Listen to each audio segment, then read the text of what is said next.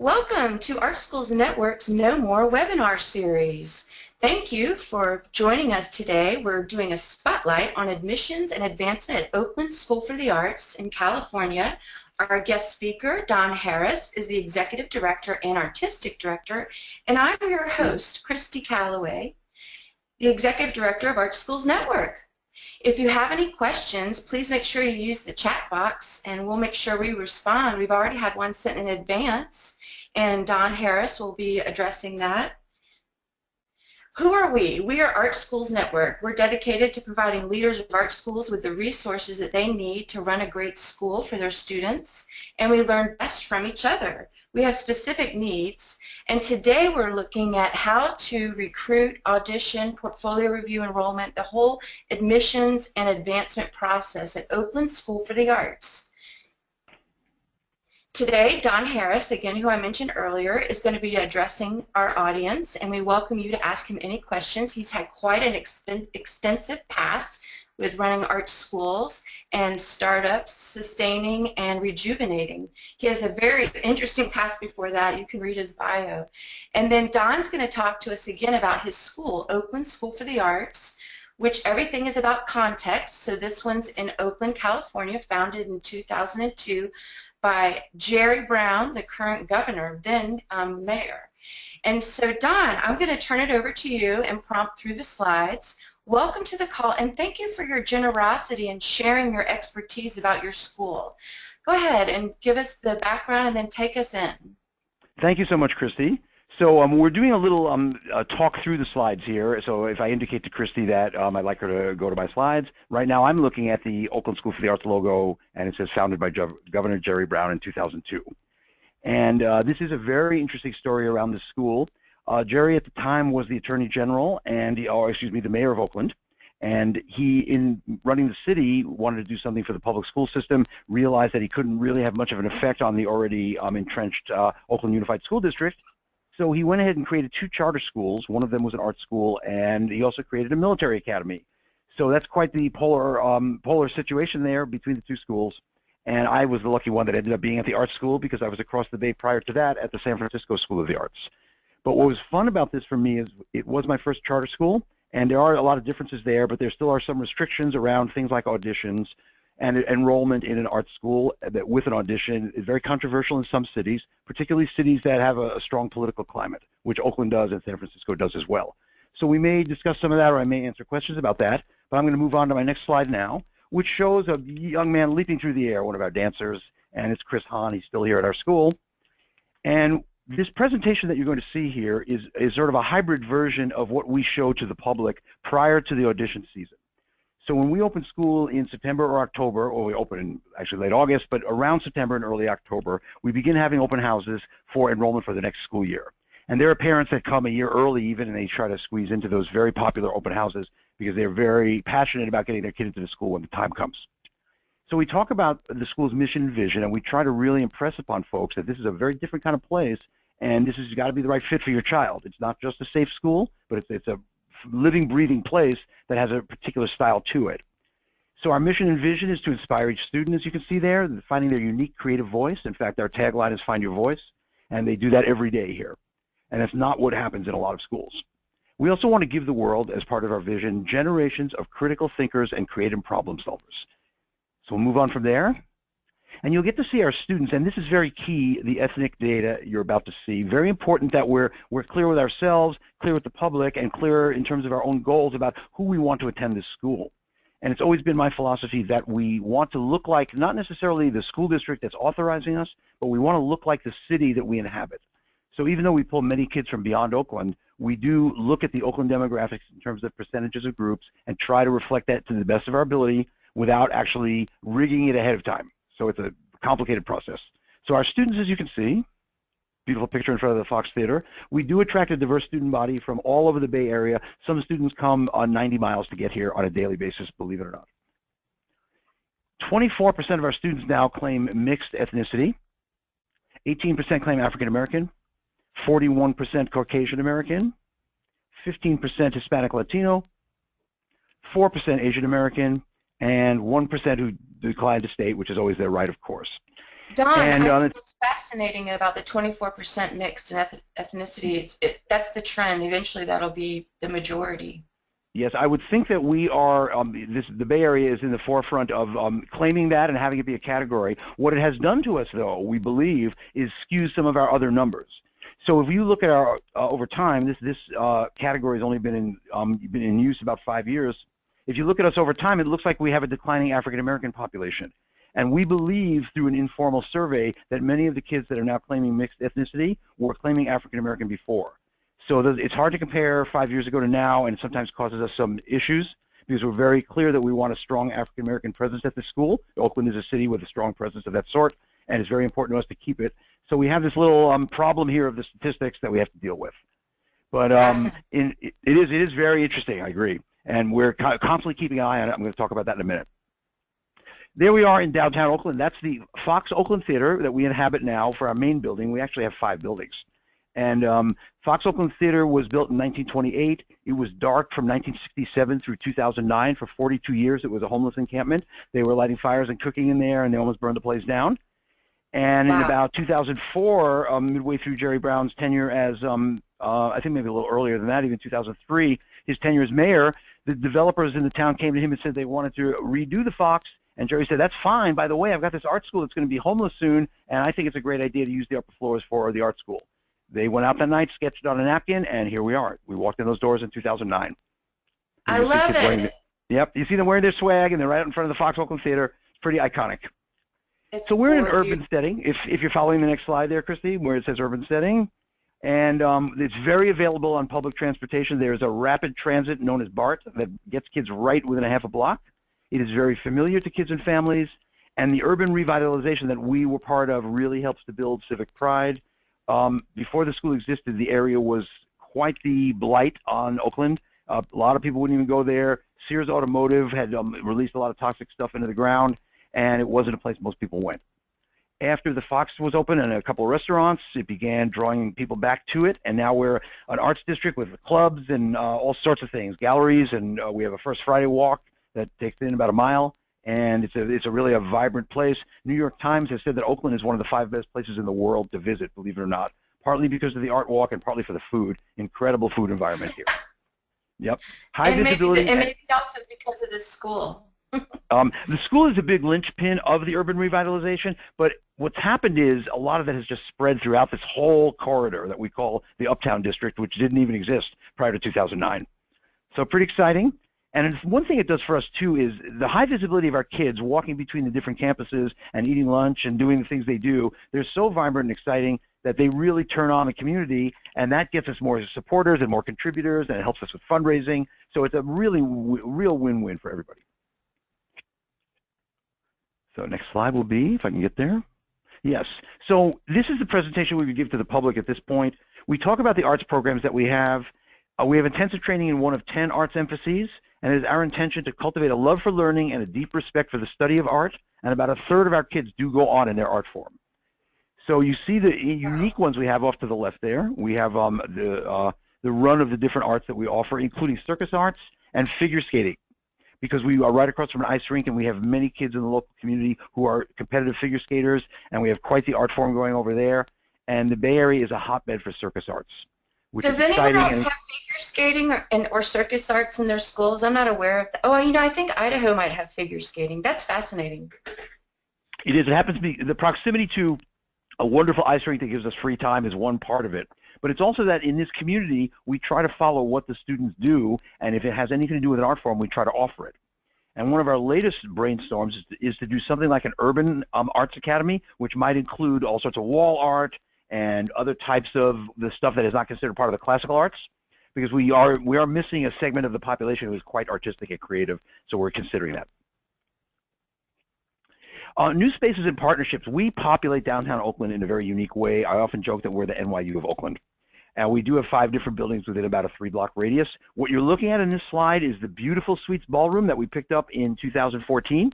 And that's all, our entire school in there. That's about 750 kids. Believe it or not, according to fire code, we can squeeze 1,100 kids without tables or chairs in there, and about 600 if we decide to have a sit-down dinner. We have a big, beautiful stage. You can see the gorgeous colors. It's a kind of a burgundy and gold. It's also an Art Deco building built in 1928 or a few years earlier, 1926, similar to when the Fox was built. So it's in keeping with our look and our branding. And it's an exciting place to which we have done a lot already, although it needs a lot of renovation that we are just now getting to. But it does, again, put us in the urban environment. And this is how we recruit, because people rent from us, and it's very available to the community. The other spaces that we occupy, the flight deck is a theatrical space that takes some of our kids. Piedmont Piano allows for practice rooms, and our art gallery is also there in their retail section. And Newberry's is the building next door to Suites, where we have our scene shop and our music wing. So a lot of activity there and a lot of people around visiting. So admissions. Students are admitted into grades 6 through 11 on the basis of an artistic audition. We don't usually take seniors. In some rare cases we have. The audition panels assess students based on artistic talent and potential, which I want to discuss in a few minutes. That's very important to admissions. Once admitted, students must meet the high academic standards in order to retain their artistic performance privileges. So each department has a slight tweak on the school policy around a 2.0 and good attendance, less than, let's say, 9 absences a semester, only because we were having an attendance problem a few years back, and we actually instituted this as part of the policy. That does work to some degree. It also creates a lot of problems near the time of the artistic performance because everybody's trying to scramble around excusing absences that they suddenly weren't excused at the time and suddenly they're excused now. So that's a little bit of a problem. The admission process, we have an application and we ask for letters of recommendation as well. We do not ask for academic data at all. We do not use any kind of academic or behavioral filter. We only use the arts filter, and I think that's the fair way to do it since the filter itself is controversial. We do have folks who drift into other areas, and I've constantly got to be I make them mindful that we only have the one filter, and if we know something else about the kid outside or we sense something that's not legitimate for what we're trying to do. The auditions are by appointment only. There's a 2-week cutoff. In other words, before the day of the audition, the applications must be in 2 weeks prior. There's a cutoff date, and we're pretty strict about not accepting late ones.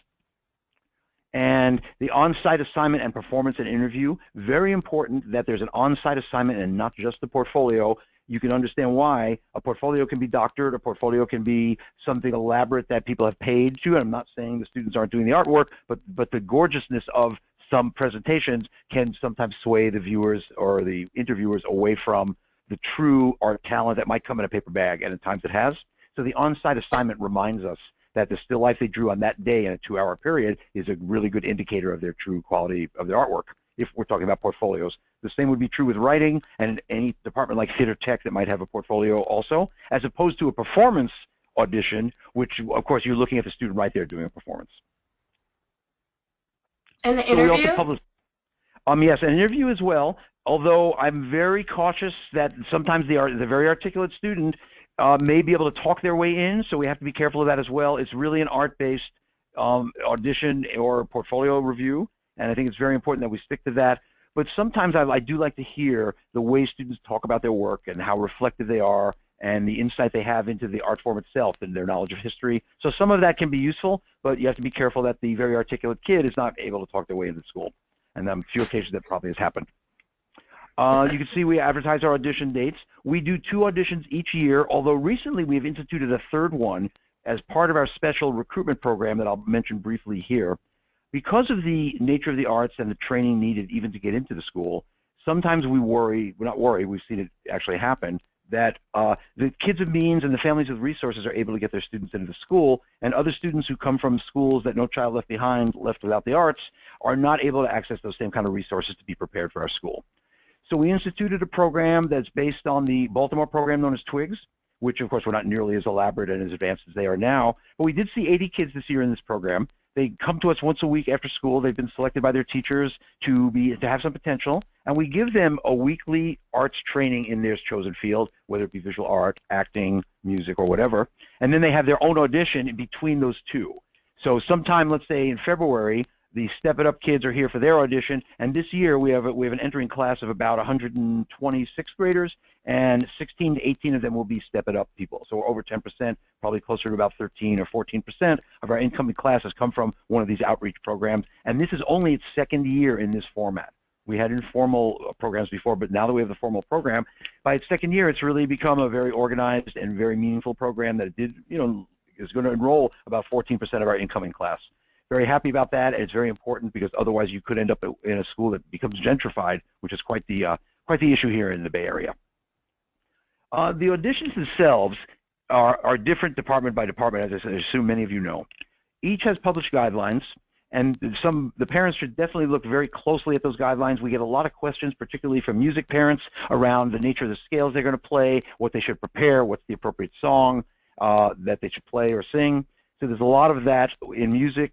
Sometimes in acting as well, what monologue should they choose? So we do get a lot of phone calls. There are 2-3 times a year when our admissions office is very, very busy because they're fielding all these kind of phone calls and trying to farm them out or trying to not farm them out, depending on the question. The issue that I mentioned before about potential I want to address here, we get through things that are not your normal arts-based audition processes just because we know there are some reasons why students of potential have not had it fulfilled yet. So we ask a lot of open-ended questions, much like you would do in a classroom, a lot of quirky what-if scenarios. I mean, for a visual artist, we might give them a sketch of a rabbit and say, we want you to improve the rabbit, make it faster, make it better, make it more beautiful. Use your artwork and your imagination to improve the rabbit. These are tests that are used when people are testing creativity. So if you were to Google creativity tests, you'd see a lot of these questions, and we have adopted some of those questions as ours in order to do the right by the kids of potential. So I think that's really important. That goes back to Torrance tests and variation on creativity. That's great. I love the. That's great. I would love to see those one day. Yeah, I really think the kids really take to that, and you really see some kids light up because that's where they shine. And my favorite is, particularly in some departments, give me 10 ways to use a clothespin. Give me 10 ways to use a bobby pin. 10 ways to use a belt. And the thinking quickly on their feet, let's say in production design or theater tech and a couple of other departments, is really a useful skill and aptitude. And if we don't have a way to get at that, we may miss that completely as we're looking at somebody's portfolio or the little model they built or something like that. We really do need those kids. Because if you see a techie on the run during a theatrical production, they're doing that very thing often. It's true. Like stagehands is a major in and of itself. Yeah, it is a major in and of itself, and we constantly talk about should it be in theater. I am of the mind that it should not be because there's a certain type of student with a certain type of mentality that loves the atmosphere but is not a performer. So I don't want to force that kid through acting classes. I think we'd lose some really good kids if we had it that way. Yeah. So although there's many good techies that have been actors too, I don't mean to say you can't do both, but I think there are some kids who really don't want to do that part of it. And then this is a very important part here, the analysis once you're complete before you send out the yes letters. Now we try to do this ethnicity blind, grade blind, everything. We're trying to do this blind. Of course, we're never blind. And when we finish with the group of students that we have selected, we then do an analysis of where are they coming from within the city and outside of the city, and what's the ratio between in and out of city, because we have a kind of ratio we try to stick to. The ethnicity of the students, if we can tell it, we can't always because in the admissions process, prior to the entry to the school, that's not a valid question. But we do try to do, to the best of our ability, some thoughtfulness with keeping the standards in mind that we're trying to achieve, the thoughtfulness around representing all groups with some integrity related to the city itself, socioeconomic status as well. That we just often know just because of the school documents they might turn in. Program and school data, in other words, did we select the right number of actors and the right number of musicians? And what happens if we have an acting class of 40 and a musical class of only 18? It does change the nature of your school. And finally, the trends for future use. What did people hear in the audition that was interesting? Did kids talk about things that we didn't know about in terms of art? Are kids having special designations such as 504 plans that they're talking about, whether it be for medical reasons or otherwise? So we're very big on the trends because we use that as we move forward to support the students once they're here. That just, a lot of times parents are nervous about telling us stuff because they think it's going to influence admission, but the truth is that we are really blind and very ethical about that, and it's just for the nature of trying to help the kids when they get here, because we do our orientations and all of that in May, and by the time the school closes down, summer goes, they're right at our door again August 20th or so. So in essence, that's the presentation around the way that I have worked, and through the years I've done this at 3 different schools. I've worked many different types of audition styles, and we're trying to get this down to somewhat of a science, but it really is an art form as well, which is kind of a pun, but not really. And well, what's so fascinating is how you accept the artistic group first, then you analyze the community and the demographics, and you're and your current situation, and you actually thoughtfully curate in a cohort of students Yes, on a, yes, yeah, that's wonderful.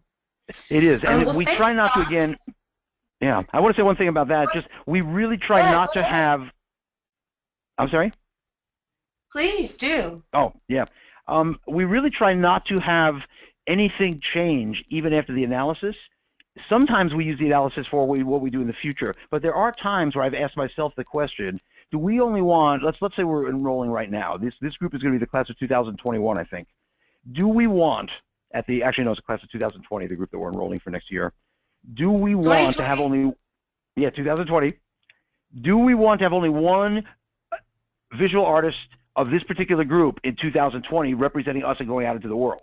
That sometimes is a troubling question to ask because we want to make sure we represent all the voices of our society and all the voices of this town. So at times we do ask that question, and then we might revisit or have somebody else revisit for us. We use a lot of community artists. There have been times when I was dissatisfied with audition results coming from a certain department, and I've kind of brought in community artists to take their own view of it and tried to find out what we missed. That happens rarely, but the times it happens, it's quite dramatic, and there's a lot of hand-wringing and all that, but I think it's essential. I think it's strong leadership makes this happen in the right way. It also allows the community to shape the school that they support and live in, and you're showing working artists the future, and it's Yes. exciting all around. It's a great circular community example. Right, right. And we've had people, we had a school board member, because they're our authorizer, they're not like our boss as a charter school, we don't deal with them every day, but as our authorizer, they have a say over what goes on here to some degree, and they do come in from time to time. One even had her daughter audition here, and she said she herself, the school board member, was intimidated. She had never seen a school like this with there were too many BMWs pulling off, et cetera, et cetera. We have quite the mix, the socioeconomic mix here that I find wonderful and good for the city, but I'm sometimes alone in that opinion. Well, Don, I want to thank you so much today for being our spotlight on best practices, which we have teased out a segment which was on admissions and recruitment, and we could certainly invite you back to talk about sustaining those populations and matriculation to college and Right. real jobs. But that would be another webinar. So Right. if anyone's interested in finding out from Don more, we'll share his contact info with you. And we encourage you to also share your best practices and your deep dive studies and self experiences with us so that we can learn from you. We're all getting it together in Dallas in October, where we'll hear from hundreds of art member schools on best practices, and you can network and partner. We're going to be in Dallas again, and we have Booker T. Washington as our host. We'll be right in the downtown arts district. If you have an idea for a webinar, please email me, Christy Calloway, at artschoolsnetwork.org, and I will be happy to get that into the works. Thanks again for coming today, and Don, say your farewells to the group. Yeah, I do. I thought we might have, do we have any time to take questions or not? If there is any frequent questions or anything? Go ahead. People can stay We have on one to if answer they that came like. in early. I want to answer Jeff from Cincinnati threw a question to us, and I thought maybe I'd answer that and see if there are any others. Yeah. So hi, Jeff, if you're on this call. And Jeff's question was about, they have a K-12 school in Cincinnati. In fact, Christy and I were there in November of 2014 on the invitation of the school board to kind of do a review of the school. So you're asking a question about a school that I'd spent some time at. And Jeff's question was about, they have a K-12 school, and their K-3 component is not auditioning. It's kind of, I think it's a lottery type of system. And then the students are supposed to audition at the end of the third grade and get into a discipline by the fourth grade. There are students who don't make it in. You can imagine that's certainly true, given the age. And so some of those third graders do not audition in successfully to an art form at the fourth grade level, and they're placed into certain classes that I think were called experience classes, or there was a name for them, that were not truly the discipline of an art. And I think that caused a little difficulty in the school. There was kind of a double track going that wasn't quite melding well. And Gary, I wrote you an email back about that, and basically said that, yeah, Jeff, I'm sorry, I keep calling you Gary. That's our technician. Thank you, Gary. But Jeff, I wrote you back about that and was talking about ways to convince the school board that it's not a helpful thing to have kids in a separate track. I know nobody wants tracking. By the time they get to the upper grades, it's certainly going to be obvious that some people are moving on very rapidly in the arts and others are in some kind of holding pattern, and that will create all sorts of issues of race, class, caste, all the things that we talk about here on the West Coast, privilege, and it could create some problems. So I think the school board needs to know that, the people that are making this kind of decision, there's a humane way to make sure that students transfer to a more successful school, and you just got to make the case, and it's not meant to be harsh or exclusionary. I think it's meant to look at what we call fit, where students belong and they'll be happier at a place that's got services for them and whatever else they might need. So I hope that answers your question, Jeff. It's really an advocacy thing, and if you want more information on that, please email me and respond to the email I sent you, and we'll keep Christy in the dialogue too, because we have a little stake in that school, don't we, Christy? Yes, that's one of my favorite schools. I absolutely Is that very adore it. interesting, right? Yeah. Well, thank you again, Don, and everyone that joined us today. This recording will be posted on our website, and we'll share the PowerPoint. So if you were not able to stay for the whole call, or if you want to share what we shared today with others, please go to the website. And Don, say goodbye, and everyone have a happy St. Patrick's Day. Yes, thank you to everybody. Enjoy St. Patrick's Day tomorrow, and spring is here on the West Coast, so I'm going to go out and enjoy some good weather as soon as work is over. Bye-bye.